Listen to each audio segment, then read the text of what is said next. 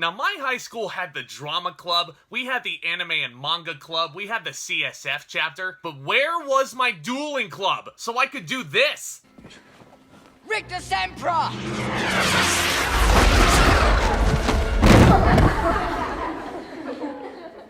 Something so satisfying about that scene, isn't it? More comeuppance for Draco. I want more!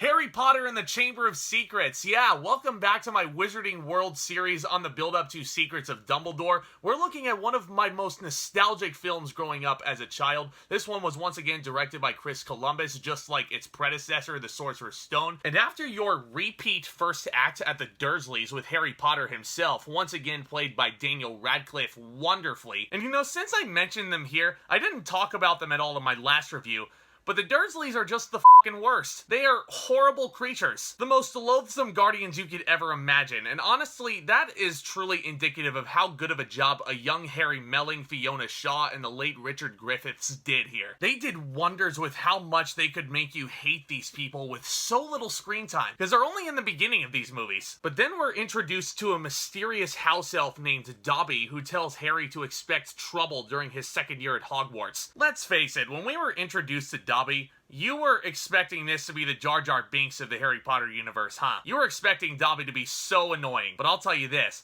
Jar Jar Binks only wishes he was at least half as interesting as Dobby is. But yeah, the first scene Dobby shares with Harry is a lot of fun, and the scene in the hospital wing where it's revealed that Dobby was trying to prevent Harry from returning to Hogwarts, taking matters into his own hands because of all the danger in store. Because nothing can prepare Harry for trees that fight back, flying cars, warnings written in blood on the walls of the school, and all those damn spiders. God, there's too many spiders in this movie. But this actually brings me to one of the many advantages that I think Chamber of Secrets holds over Sorcerer's Stone in general. Put aside the fact that you've already met all your principal characters. Put aside the fact that you already know what Hogwarts is. Put aside the fact that you already know why Harry Potter is famous. You get the picture. You do not have nearly as much exposition in Chamber of Secrets. It does not have to worry about setting up this world. And that way, it could just focus on having some fun with these characters who you already loved from the predecessor. And I think that's exactly what Chris Columbus does, is have some fun here.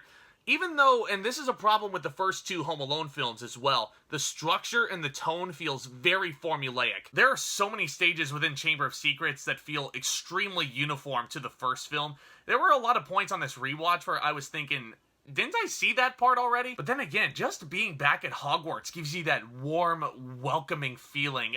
God, I wanted to be a wizard so bad growing up. The casting is still spot on, and we get to explore these characters even deeper than we did earlier. We're introduced to the Burrow, the Weasleys' household. Even something so simple as home that Ron may take for granted. Harry is still so enamored by how magical that home actually is, the knitting needles working by themselves. It's just wondrous. Not to mention, we get to see a little bit more dialogue from Ron's parents and his little sister Ginny, who's crushing hard on Harry Potter, and suddenly, there he is at her dining room table. Adorableness. Now, speaking of new characters, this is where we're introduced to Gilderoy Lockhart, played by Kenneth Branagh, the modern Sir Laurence Olivier, very fluent in Shakespeare. And he plays Gilderoy Lockhart with so much bombastic energy. Yet he still plays him like such a fake, smarmy, and cowardly human being, which turns out he is a fraud in a great reveal sequence in his office before the big finale. How about Jason Isaacs as Lucius Malfoy? Oh my word, such an arrogant poise from him. And you definitely understand why Draco is the way he is, because his father is 10 times worse. His treatment of the Weasley family, his disdain for non-magic folk, or muggles as they're known, his abuse of poor Dobby. God, that scene between him and Harry, that stare down that they have in Dumbledore's office, intense. And that all leads to a very satisfying conclusion there when Dobby is given a sock and he's basically tricked out of servitude. Yeah, we're introduced to these new characters and we're falling more in love with these old characters as we learn more about them. But I think what Chamber of Secrets does most effectively is it sets up this very compelling mystery. Namely, what is the Chamber of Secrets? It almost has some whodunit elements in there with who is the heir of Slytherin. There are so many clues weaving in and out of the story, and the three kids all are finding ways to get more clues and information as to who this person actually is. Harry and Ron in a great sequence drinking Polyjuice Potion to get some answers out of Draco. Hagrid being framed by Tom Riddle, who doesn't turn out to be everything Harry expected from him, a ghost of his past. And not to mention, that's a really great black and white sequence with Tom Riddle, the last time the Chamber of Secrets being opened before this. And Harry himself is even accused of being the heir because he can speak Parseltongue, just like his arch nemesis who killed his parents. We'll get to him when we get to him. But not only does it have the mysterious element down pat, I think Chamber of Secrets is way funnier than Sorcerer's Stone on every level, and that's mainly because of Rupert Grint as Ron Weasley and his facial expressions here. Who could ever forget the Whomping Willow sequence where his dad's car is beaten to smithereens and his wand snaps in two in the process? The look of just pure fright on his face never gets old to me. And again, that damn spider sequence with Hagrid's pet Aragog in the dark forest. Oh, God. Why spiders?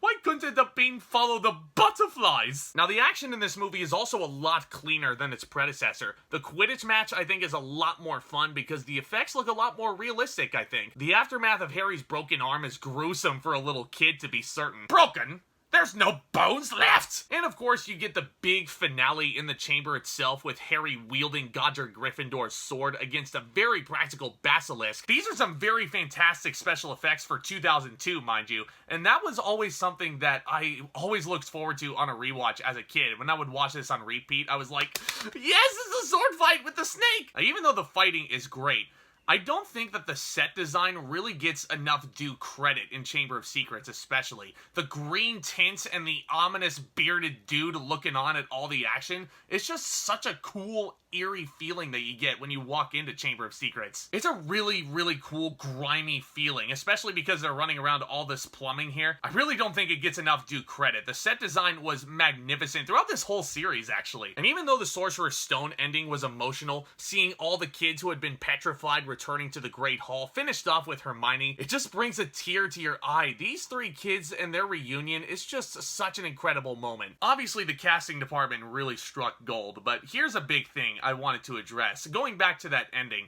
remember how I said that there were moments with Hagrid that just really make you tear up? Hagrid has been through the ringer and back in Chamber of Secrets. He's framed for something he didn't do. He's sent off to the Azkaban prison. Then when his release papers are signed and he does make his triumphant return into the Great Hall, seeing that standing ovation, like, it just makes you want to cry, man. Might have something to do with John Williams' score swelling up in the background and leading to a full-on crescendo there. It's so iconic. I love that ending. It's one of my favorite endings out of all these films. Chamber of Secrets is one of my personal favorite Harry Potter movies. I think it definitely holds the most nostalgic value for me on a rewatch, along with our next entry. I'm gonna give Harry Potter and the Chamber of Secrets an A. Even though this movie ain't perfect, it's still pretty damn great. Now, if Sorcerer's Stone set the tone for this series, if you will, and introduced us to this world, this is the movie that I think set the whole Harry Potter story on the trajectory that it was destined to be on, with loads of darkness in between. And it's only gonna get darker. Stay tuned for my review of Prisoner of Azkaban hitting my channel very, very soon. And guys, go ahead and smash that subscribe button as hard as you possibly can. And also that notification bell right next to it. That way you don't miss a future upload from me anytime soon. This channel is also on the road to 1,000 subscribers, a number we're hoping to reach very, very soon. We're getting dangerously close. And don't forget to smash that thumbs up button on your way out. If you like discussion of all things geeky, entertainment, and Harry Potter, go ahead and sound off down in the comments section below. Let me know what you thought of Chamber of Secrets overall. What is your most nostalgic Harry Potter memory? Because I love discussing all these topics in entertainment and cinema with you guys. Making these videos is fun, but getting to interact with you guys makes it all the more fun for me. Because y'all are the best, and I cannot appreciate your guys' support nearly enough. And with all that being said, back talk, commence.